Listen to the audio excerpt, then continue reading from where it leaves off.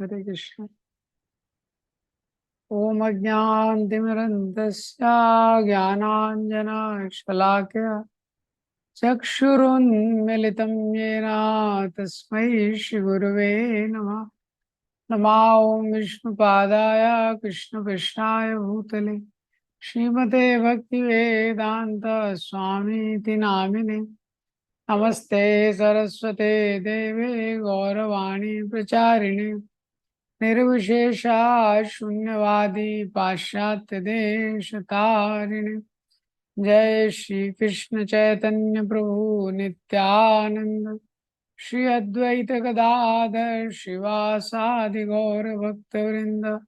हरे कृष्णा कृष्णा कृष्णा हरे हरे, हरे रामो राम रामो हरे हरे। हरे कृष्ण। तो कल 34 श्लोक तक हम लोगों ने देखा था। उसके आगे 35 से 38 श्लोक तो ये आज देखेंगे। 35 से 39 ये श्लोकों का उच्चारण करेंगे।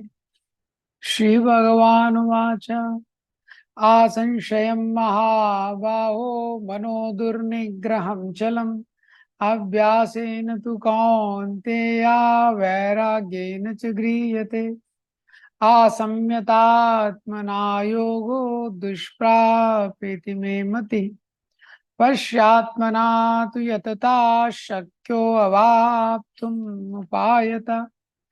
अर्जुन उवाच आयति श्रद्धयोपेतो योगोच्चलितमानसा आप्राप्य योग संसिद्धिं कां गतिं कृष्ण गच्छति। कच्चिन्नाउभया विभ्रष्टा छिन्ना आभ्रमिव नश्यति आप्रतिष्ठो महाबाहो विमूढो ब्रह्मणा पथि। एतन्मे संशयं कृष्णा छेतुम् अशेषता त्वदन्य संशयस्यास्य शेतानायुपपद्यते।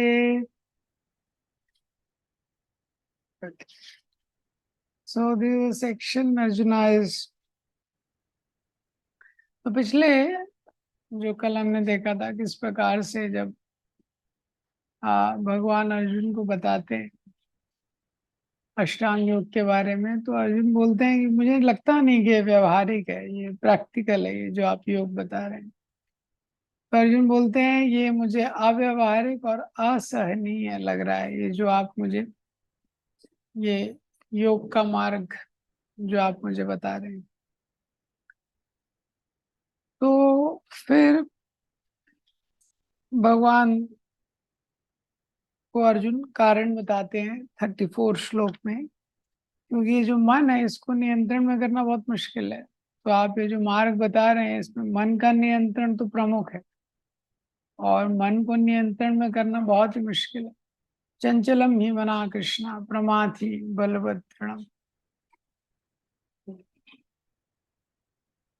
तस्याहम निग्रहम मन्ये वायुरेव सुदुष्करम।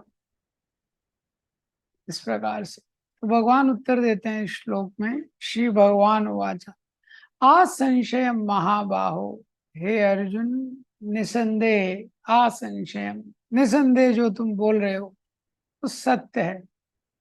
मनो दुर्निग्रहम चलम, मन को नियंत्रण में करना आसान नहीं है। तो भगवान जो अर्जुन बोल रहे हैं उससे अग्री करते हैं कि मन को नियंत्रण में करना बहुत मुश्किल है।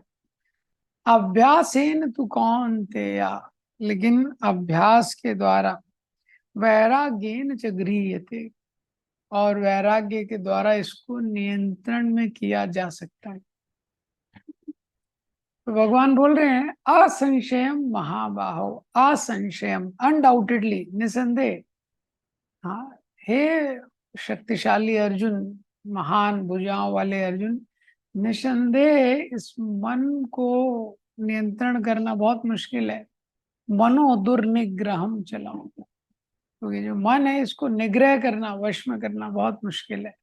लेकिन फिर भी तरीका है, अभ्यासेन तु कौन्तेय वैराग्येन च गृह्यते। तो भगवान अर्जुन को यहाँ पे क्या बोल रहे हैं, yes it is difficult but it is not impossible, it is difficult but it is not impossible. ये कठिन है लेकिन असंभव नहीं है। और पॉसिबल क्या है, तरीका क्या है, मन को नियंत्रण में करने का तरीका क्या है, अभ्यासेन तु कौन्तेय वैराग्येन च गृह्यते। अभ्यास और वैराग्य ये तरीका है। तो यहाँ पे भगवान बता रहे हैं जनरल एक तरीका मन को नियंत्रण करने के लिए, अभ्यास और वैराग्य। ये तो अभ्यास मतलब प्रैक्टिस, वैराग्य मतलब डिटैचमेंट। ये दोनों चीजें इंपॉर्टेंट है। हम्म। तो अभ्यास, जब सही चीज का व्यक्ति अभ्यास करता है, गलत चीजों से थोड़ा दूर रहता है, तो ये दोनों जो कॉम्बिनेशन है, तो अभ्यास और वैराग्य क्या है, प्रिस्क्रिप्शन और प्रोहिबिशन। जैसे कोई बीमार हो जाता है तो उस पेशेंट को डॉक्टर बताता है कि आप ये चीजें कीजिए, वो अभ्यास है, ये मेडिसिन आपको खाना है, ये अभ्यास है। और वैराग्य, ये चीजों से दूर रहना है, जब तक आपका स्वास्थ्य ठीक नहीं होता ये चीजों से दूर रहना है। ये तरीका है। किसी व्यक्ति को जैसे फ्रैक्चर हो गया, हम्म, तो जो फ्रैक्चर हो गया तो डॉक्टर उसको बताता है ठीक है अभी आपका इतने टाइम बाद, डॉक्टर बोलता है अभी एक्सरसाइज कीजिए, धीरे धीरे चलने का कोशिश कीजिए, इस तरीके से। ठीक है, अभ्यास और वैराग्य। हाँ, ये चीजें मत कीजिए नहीं तो और डैमेज हो जाएगा, जो डैमेज पोर्शन है और ज्यादा डैमेज हो जाएगा। इसी तरह हमारा जो मन है वो शत्रु है, हमारी जो हृदय में ऑलरेडी अनर्थ है। तो अभ्यास और वैराग्य, अगर मन को नियंत्रण में करना है पहले अभ्यास करना पड़ेगा। जैसे हम जप करते हैं तो बार बार मन को, कोई भी आध्यात्मिक क्रिया करते हैं मन उसमें एब्जॉर्ब नहीं होता है, तो उस मन को उसमें निवेशित करने के लिए वो जरूरी है कि हम लोग बार बार प्रयास करें, बार बार प्रयास करें वापस लाने के लिए। ये और वैराग्य मतलब जिन चीजों से और स्थिति बिगड़ सकती है उससे, उसको अवॉइड करना, जिनसे माइंड और एजिटेट होता है, हाँ, जो सेंस ग्रेटिफिकेशन की डिजायर है उसको अवॉइड करना। तो वैराग्य का मतलब है बेसिकली रेगुलेशन लाइफ में, एक रेगुलेशन हम लाते हैं। ये तो अब कोई इसमें बोल सकता है कि वो मन मेरा नियंत्रण नहीं है, वही तो प्रॉब्लम हो रहा है मेरा। हम्म, तो मेरे को बोल रहे हैं कि आप अभ्यास करो, हाँ, और गलत चीजों से दूर रहो, लेकिन मेरा माइंड ही तो नियंत्रण नहीं है, और माइंड से ही मुझे ये करना है ना। तो अगर मेरा माइंड नियंत्रित होता तो कोई दिक्कत ही नहीं थी। अब जैसे किसी व्यक्ति को फ्रैक्चर है, उसको बोला जाए कि आप धीरे धीरे चलने का प्रयास करो, बोले भाई फ्रैक्चर है इसलिए तो मैं चल नहीं पा रहा हूँ, फ्रैक्चर नहीं होता तो मैं नहीं चल लेता आराम से। ये तो पॉइंट क्या है यहाँ पे, जब किसी को बोलते हैं हरे कृष्णा मंत्र जप करने के लिए, और हम बोलते हैं हरे कृष्णा मंत्र जप करेंगे तो मन नियंत्रण में रहेगा, और वो बोलता है अरे भाई मेरा मन ही तो नियंत्रण में नहीं है तभी तो मैं जप नहीं कर पा रहा हूँ। और हम लोग बोलते हैं जप करो तो मन नियंत्रण में होगा। तो इसका कनेक्शन है, वी हैव टू अंडरस्टैंड कि हम लोगों का पूरा नियंत्रण नहीं है मन पे, हाँ, लेकिन स्टिल हमको चैंटिंग करते रहना है, धीरे धीरे चैंटिंग करेंगे, धीरे धीरे चैंटिंग करेंगे, मन नियंत्रण में वापस आएगा। जैसे जैसे चैंटिंग करेंगे मन नियंत्रण में वापस आएगा। हम्म। तो वो जो लेवल ऑफ कंट्रोल है वो इंक्रीज होते जाएगा, इसीलिए बताया अभ्यासेन तु कौन्तेय या वैराग्येन च गृह्यते।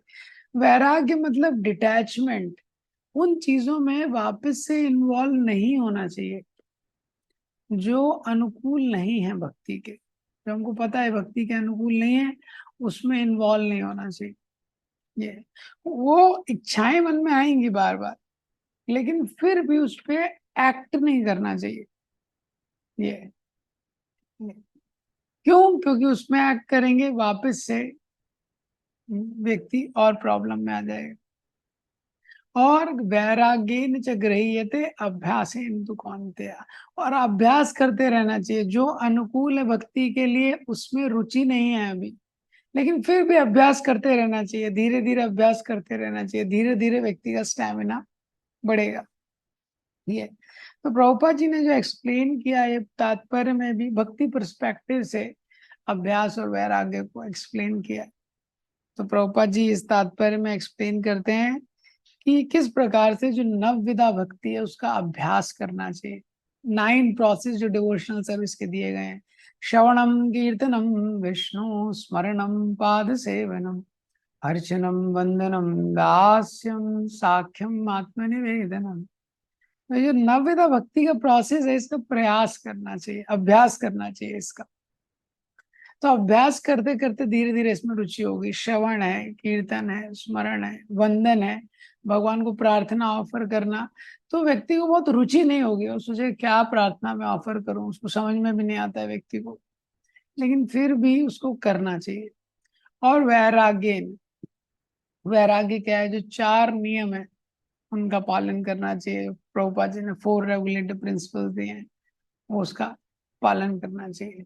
ये तो अभ्यासेन तु कौन्तेय वैराग्येन च गृह्यते। प्रभुपाद जी दूसरा चीज लिखते हैं कि जब ये व्यक्ति इस तरीके से करेगा, तो क्या हो जाएगा? उसको अटैचमेंट होगा और भगवान का अनुभव होगा।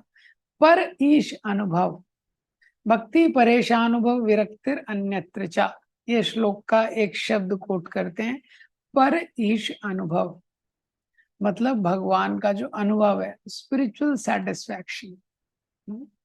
तो जैसे ही व्यक्ति भोजन करता है, जैसे ही भोजन करता है, तुष्टि, पुष्टि, शुद्ध अपायनो, टेस्ट, सेटिस्फैक्शन एंड स्ट्रेंथ, ये 3 उसको इमिडिएटली एक्सपीरियंस होता है। तो भूखा व्यक्ति है, जैसे ही भोजन करता है, टेस्ट, सेटिस्फैक्शन और स्ट्रेंथ, इसको अनुभव करता है वो।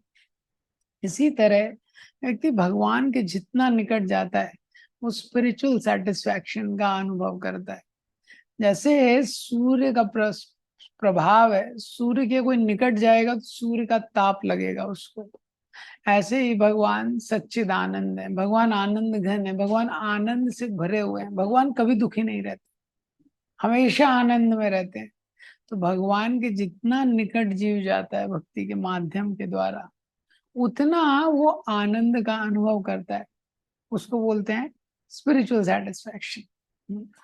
तो जैसे जैसे व्यक्ति अभ्यास करता है भक्ति की क्रियाओं का, तो वो आनंद का अनुभव करता है।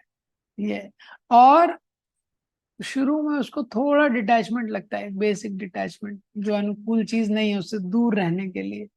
धीरे धीरे अपने आप उस संतुष्टि के कारण धीरे धीरे उसका टेस्ट जाने लगता है। जो भक्ति के प्रतिकूल चीजें हैं उसके लिए टेस्ट जाने लगता है और अनुकूल चीजों के लिए टेस्ट आने लगता है। ये तो जो 4 नियम है उसका हमको बहुत स्ट्रिक्टली पालन करना चाहिए। प्रभुपाद जी ने तो वैराग्य किस किस चीजों से करना है, बहुत बड़ा लिस्ट है, लेकिन एटलीस्ट जो 4 नियम प्रभुपाद जी ने दिए हैं, no meditating, no illicit sex, no gambling, no intoxication, how much we are able to discard these things, कितना हम इन चीजों से दूर हैं, ये इम्पोर्टेंट है। हाँ, और अभ्यास, मन को हमेशा कृष्ण भावनामृत में लगाने का अभ्यास करना चाहिए।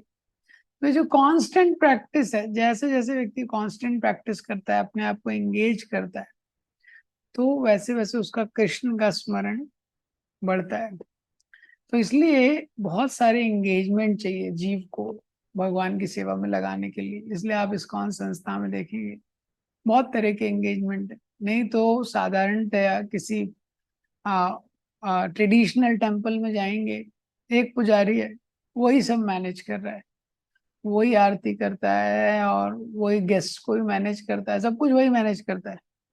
हाँ, लेकिन जनरली इस्कॉन टेम्पल में देखेंगे आप, प्रभुपाद जी ने ऐसा कल्चर दिया है, एक डीटीज के लिए कितने, एक डीटी का सेट है उसके लिए पुजारी ही कितने लगते हैं। हाँ, उसके बाद टेम्पल हॉल में कोई और है, मैचलेस गिफ्ट में कोई और है, क्लीनिंग कोई और देख रहा है, प्रसादम का मैनेजमेंट कोई और देख रहा है। क्यों? क्योंकि बहुत सारे लोगों को एंगेज करने की जरूरत है, मीडिया का सर्विस कोई और देख रहा है, सोशल प्लेटफॉर्म पे तो एंगेजमेंट चाहिए, क्योंकि जीव को ये। और कोई भी क्रिया जो व्यक्ति भगवान के लिए कर रहा है वो सेवा है। जब सेवा करता है तो जिसकी सेवा कर रहा है उसका स्मरण हो रहा है। प्रभुपाद जी बोलते हैं अगर कोई व्यक्ति टाइपिंग कर रहा है कृष्ण के लिए, वो भी योगा है, जो भगवान के लिए कर रहा है। हाँ, कोई व्यक्ति है फोटो खींच रहा है, भगवान के लिए कर रहा है। तो इस तरह से अलग अलग माध्यम से व्यक्ति को देखना चाहिए कैसे हम भगवान की सेवा में इंगेज रह सकते हैं। दिन भर कोई भोग बना रहा है, कोई माला बना रहा है, कोई आरती कर रहा है, कोई कीर्तन कर रहा है, अलग अलग माध्यम से भगवान के उसमें इंगेज होना इंपॉर्टेंट है। फिर अगले श्लोक में भगवान बोलते हैं आसम्यतात्मना योगो दुष्प्रापेति मे मति वश्यतात्मना तु यतता शक्यो अवाप्तुम उपायता। असम्यता आत्मना, असम्यता मीन्स असंयमित, अनकंट्रोल्ड माइंड, आत्मना मीन्स माइंड। अगर किसी व्यक्ति का माइंड अनकंट्रोल्ड है, भगवान बोल रहे हैं अनकंट्रोल्ड माइंड है, योगो दुष्प्राप इति में मति, भगवान बोलते हैं तो योग की सिद्धि उसको प्राप्त करना बहुत मुश्किल है। तो भगवान बोलते हैं अगर किसी का मन नियंत्रण में नहीं है और वो सोचे कि योग की सिद्धि प्राप्त हो जाएगा, बहुत मुश्किल है। वश्यतात्मना तु यतता, लेकिन यत्न के द्वारा अगर कोई अपने मन को वश में कर लेता है, शक्यो अवाप्तुम उपायता, तो उसकी सफलता निश्चित है। ये मेरा मत है। तो यहाँ पे भगवान दो चीज और ऐड कर रहे हैं। तो भगवान बोलते असम्यतात्मना, अनब्रिडल्ड, अनकंट्रोल्ड माइंड। अगर माइंड कंट्रोल में नहीं है, योग दुष्प्राप, योग की सिद्धि प्राप्त करना उसको असंभव है। प्रभुपाद जी बोला करते थे योग जो है इसका उद्देश्य मन को नियंत्रण में करना। अगर मन को नियंत्रण व्यक्ति नहीं कर पा रहा है तो उसका कोई मतलब नहीं है, फिर ये उसका उद्देश्य। वश्यत आत्मना यत्ता, लेकिन अगर किसी तरह से जो योगी है किसी ना किसी उपाय से, उपायता मीन्स उपाय से, किसी ना किसी उपाय से प्रयत्न करके अगर वो अपने मन को कंट्रोल कर लेता है तो उसकी सफलता निश्चित है। तो यहाँ पे भगवान दो पॉइंट बोल रहे हैं। पहला पॉइंट क्या है कि अगर माइंड कंट्रोल में नहीं है तो सक्सेस नहीं मिलेगी योगा में। और दूसरा पॉइंट क्या है, लेकिन अगर माइंड को कंट्रोल में कर लिया जाए तो सक्सेस मिल जाएगी। हाँ, तो भगवान यहाँ पे Krishna is encouraging without compromising, Krishna is encouraging without compromising. तो प्रभुपाद जी जब पाश्चात्य देशों में गए, बहुत सारे अलग अलग इंडिया से योगी गए थे, उन्होंने बताया ही नहीं, कोई चार नियम ही नहीं बताए। बोलो कोई बात नहीं, कोई सिगरेट पी रहा है वो भी उनके उसमें आ रहा है, कोई ड्रिंकिंग कर रहा है वो भी उनके लेक्चर में, बोलो कोई बात नहीं, थोड़ा आप योगा करो, थोड़ा माइंड शांत रखो, ये रखो। प्रभुपाद जी बोलते हैं सारे बोगस लोग हैं। हाँ, ये सारे, Prabhupada ji would use the word rascals, they are not teaching the right thing, Prabhupada से। ये तो यहाँ पे कृष्णा एनकरेज कर रहे हैं लेकिन कॉम्प्रोमाइज नहीं कर रहे। भगवान बोल रहे हैं हाँ माइंड को कंट्रोल करना कठिन है, मैं तो नहीं बोल रहा इजी है, कठिन है, मैं मान रहा हूँ, लेकिन पॉसिबल है। और इस श्लोक में भगवान बोल रहे हैं अगर कोई माइंड को कंट्रोल नहीं कर पाएगा तो योग में सिद्धि नहीं हो सकती। और एनकरेज भी कर रहे हैं कि अगर माइंड को कंट्रोल कर लेगा तो निश्चित सिद्धि हो जाएगी। ये तो ये रिक्वायरमेंट है जो मीट होने चाहिए। पॉइंट ये है माइंड कंट्रोल। हाँ, तो अगर माइंड कंट्रोल नहीं होगा तो फिर बात नहीं बनेगी। हाँ, तो अब माइंड को कंट्रोल करने के लिए, इसलिए 8वें अध्याय में भी भगवान जब षट चक्र योगा बताते हैं, तो षट चक्र योग का जब विधि बताते हैं भगवान, वो इतना मुश्किल विधि है षट चक्र योग का। तो अर्जुन जब सुनते हैं तो अर्जुन बोलते हैं अरे तो बहुत कॉम्प्लेक्स है। तो भगवान 8.14 में बोलते हैं, अनन्य चेता सततम यो माम स्मरति नित्यशा तस्याहं सुलभा पार्था नित्य युक्तस्य योगिना। अनन्य रूप से जो मेरा भजन करता है, सतत रूप से मेरा स्मरण करता है, तस्याहं सुलभा पार्था, हे पार्थ मैं उसके लिए सुलभ हूं। इस प्रकार से तो भगवान बता रहे हैं कि जो भक्ति का मार्ग है, इसके द्वारा मन का नियंत्रण करना फिर भी इजी है रिलेटिवली। तो यहाँ पे भगवान कंक्लूड कर रहे हैं जो अर्जुन का क्वेश्चन है, हाँ, तो उसका आंसर। तो अर्जुन बोलते हैं मन को नियंत्रण करना बहुत मुश्किल है। भगवान बोलते हैं हाँ ये तो सही बात है, मन को नियंत्रण करना मुश्किल है, लेकिन तरीका है अभ्यास और वैराग्य। अभ्यास और वैराग्य। दूसरा क्या है कि इसको भगवान बोलते हैं कि इम्पॉसिबल नहीं है, मन को नियंत्रण करना इम्पॉसिबल नहीं है, पॉसिबल है। तीसरा पॉइंट, इसको करना जरूरी है, क्योंकि मन को नियंत्रण नहीं करोगे तो योग में सिद्धि नहीं मिलेगी। तो भगवान उसके लिए एक प्रोसेस बताए हैं कि कैसे हमको मन को कंट्रोल में करना है। वो प्रोसेस क्या है? अभ्यास और वैराग्य।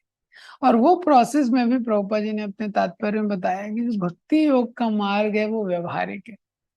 अगर कोई सोचे कि अष्टांग योग के द्वारा, ज्ञान योग के द्वारा मन को नियंत्रण में कर लूं, तो कलयुग में ये असंभव है, क्योंकि कलयुग में सारी क्रियाएं करना लगभग लगभग असंभव ये, क्योंकि व्यक्ति के शरीर का ही वो क्षमता नहीं है। तो इसीलिए पहला कॉन्सेप्ट भगवान बता रहे हैं कि ये डिफिकल्ट है, दूसरा बता रहे हैं कि इसके लिए एक राइट प्रोसेस है, और तीसरा चीज बता रहे हैं कि ये जरूरी है। So these three things we should remember, हाँ, कि if we want to achieve success, हाँ, अगर स्पिरिचुअल लाइफ में सक्सेस अचीव करना है, जैसा है even material life also, but mainly in spiritual life, तो डेफिनेटली डिफिकल्ट है, लेकिन इसका एक प्रोसेस है, राइट प्रोसेस को अप्लाई करेंगे तो पॉसिबल है।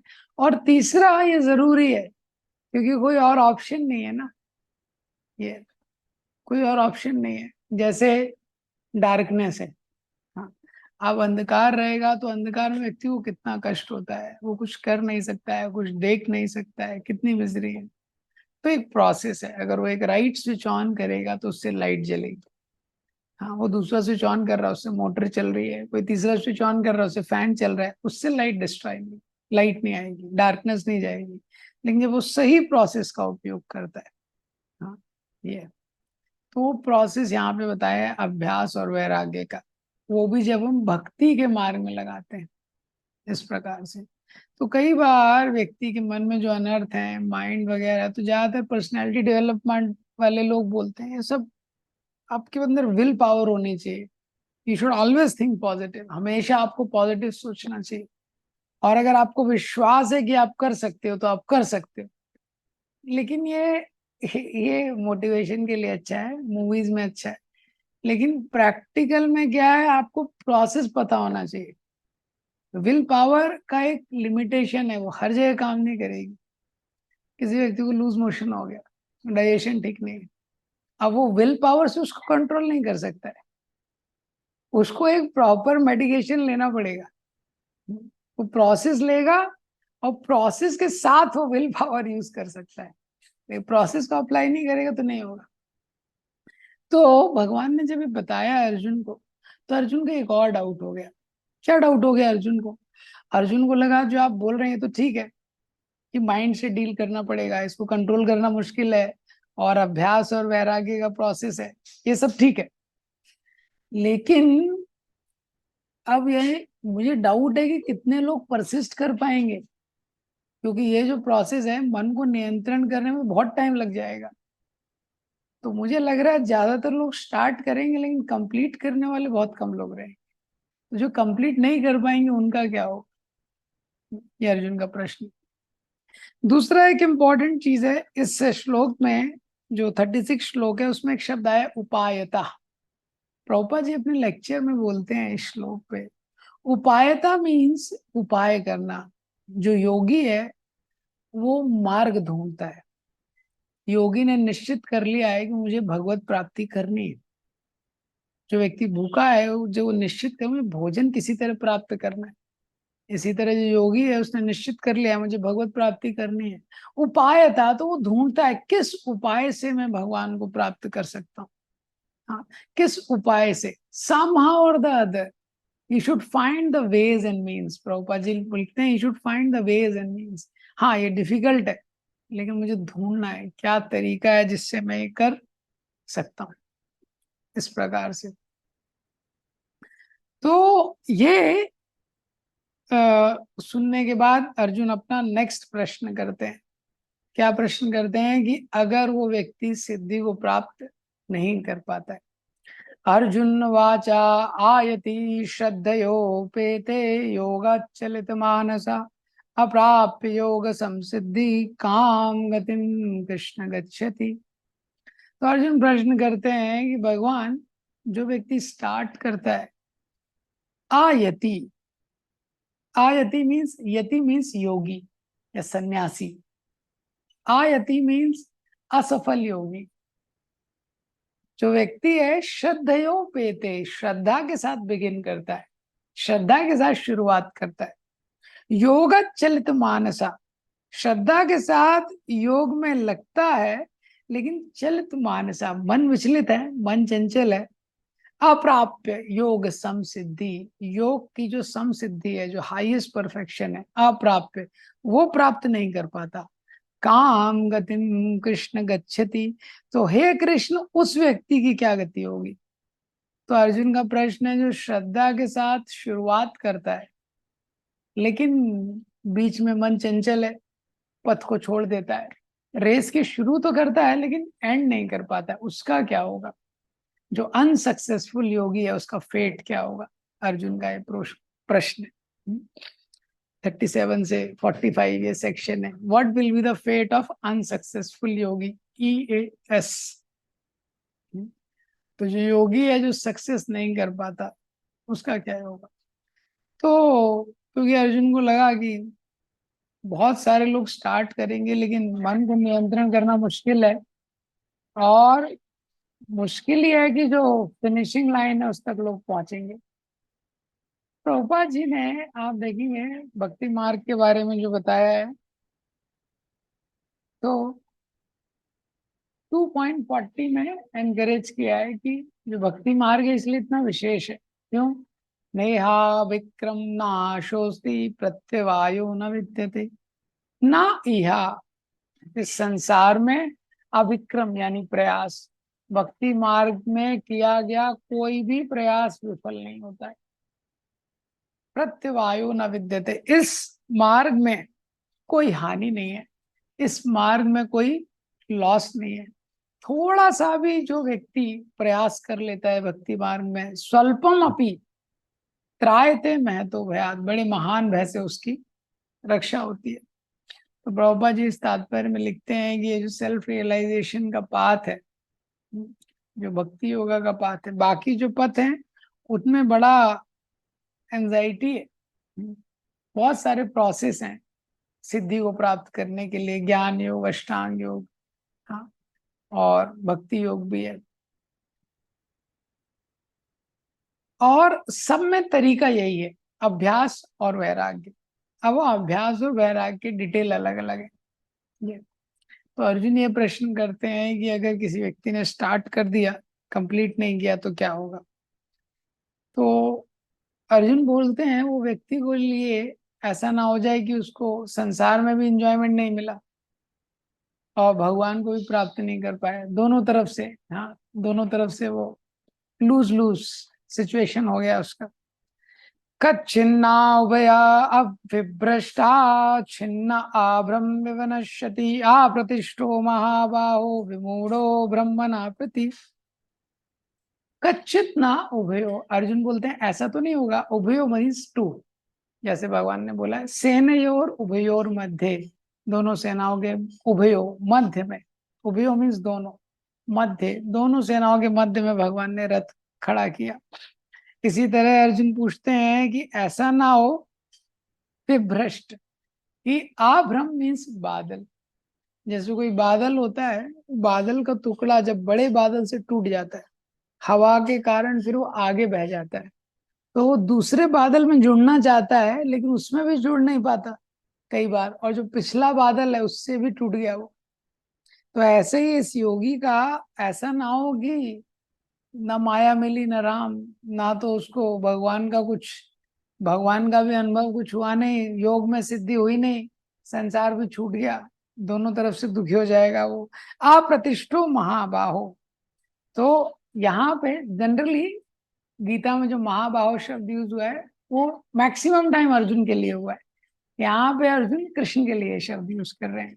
हे बलिष्ठ भुजाओं वाले श्री कृष्ण, हाँ, कृपया आप बताइए जो ऐसा जो पथिक है, योग के मार्ग का जो साधक है, जो आध्यात्मिक तथा भौतिक दोनों सफलताओं से च्युत, हाँ, ऐसा तो नहीं है कि मटेरियल सक्सेस भी नहीं मिला उसको, स्पिरिचुअल सक्सेस भी नहीं मिला। जैसे जो बादल है, जो छोटे बादल से जो बड़े बादल से जो बादल का टुकड़ा टूट जाता है और दूसरे बादल में भी वो जुड़ नहीं पाता है।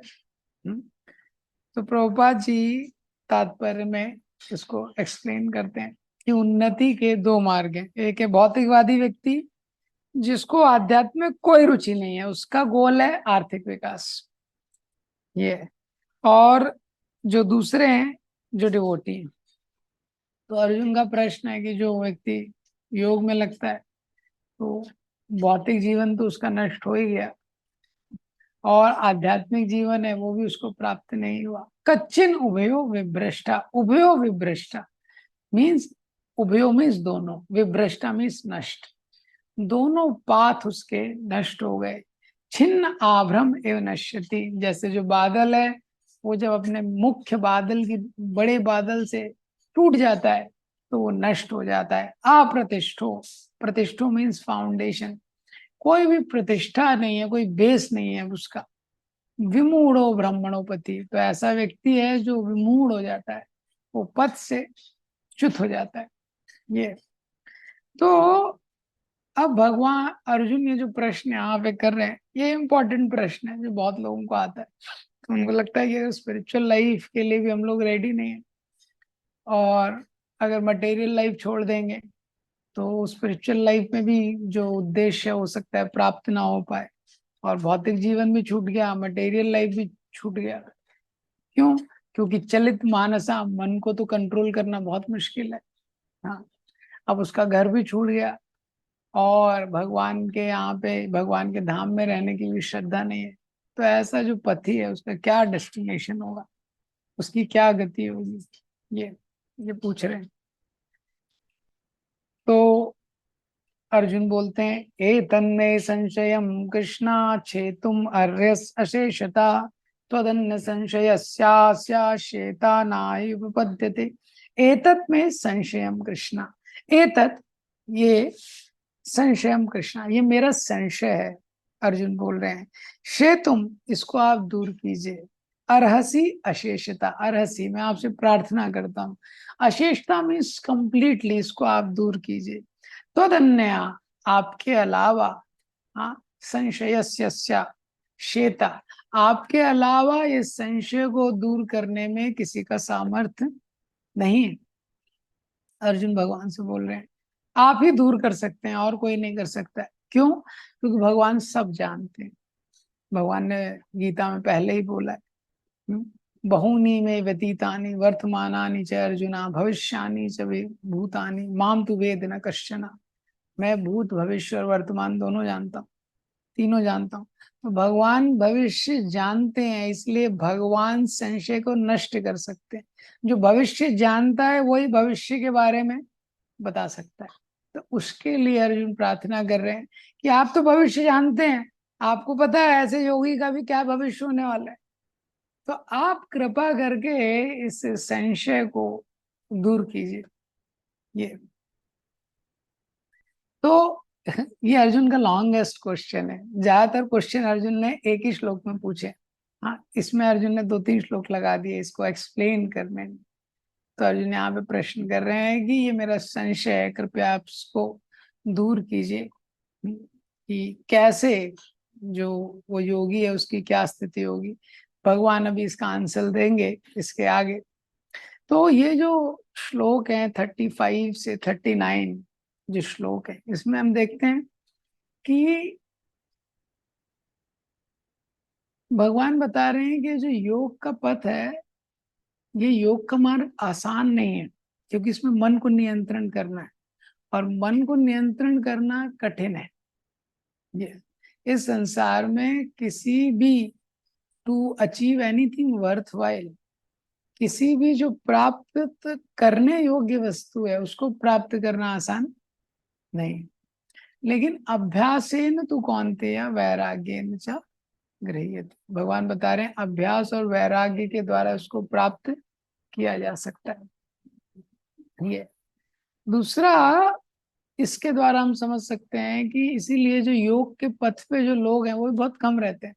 भक्ति के मार्ग में भी जो भक्त हैं वो बहुत कम रहते हैं। सहस्त्रानाम मनुष्येषु कश्चित् यतित सिद्ध है, क्योंकि लोग सोचते हैं तो बड़ा मुश्किल पथ है भाई, नाम जप करना है और 4 नियमों का पालन करना है, इतना सारा रिस्ट्रिक्शन है, ये तो बहुत मुश्किल पथ है।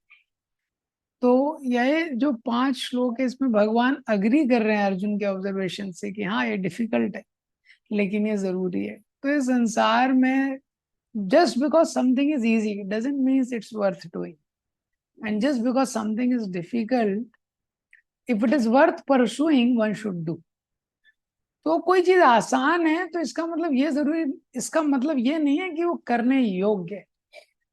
शास्त्र ये बताता है कि कोई कठिन चीज भी हो तो, लेकिन अगर उसके द्वारा जो प्राप्त होने वाला उद्देश्य है तो वो वांछनीय है तो प्रयास करना चाहिए। इसलिए श्रीमद् भागवतम में बोला है तस्यैव हेतो प्रयतेत को विदु ना लभ्यते यद् भ्रमति उपर्यदा तल्लभ्यते दुःख वदन्यता सुखम कालेन सर्वत्र गभीर हमसा।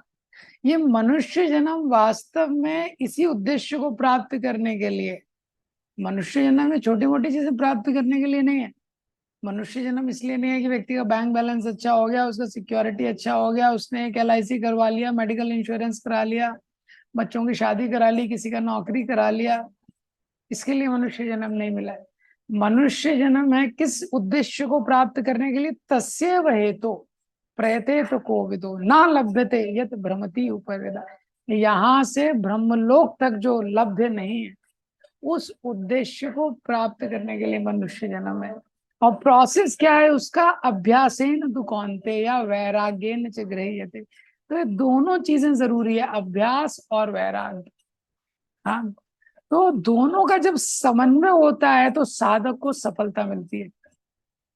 और दोनों की क्वालिटी जितनी है उतना जल्दी रिजल्ट मिलता है।